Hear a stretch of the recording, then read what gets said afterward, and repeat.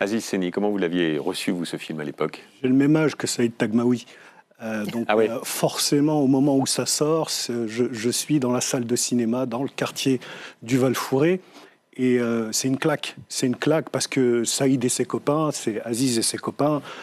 La scène mythique où le train part et ils sont coincés à Saint-Lazare, on l'a vécu 1000 fois, devoir errer dans Paris parce que On est enfermé dehors. On est enfermé dehors. Mantes-la-Jolie, c'est à 65 km.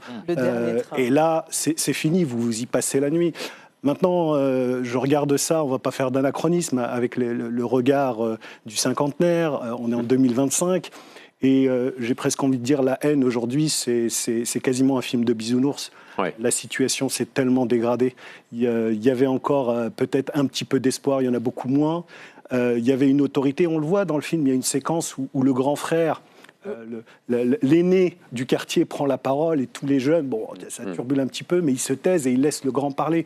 Cette relation à l'autorité, et déjà l'autorité familiale et l'autorité liée à l'aîné, elle s'est un petit peu diluée. Donc il y a beaucoup de choses qui ont changé. Est-ce que c'était caricatural? Non. Est-ce que c'était un reportage? Évidemment non.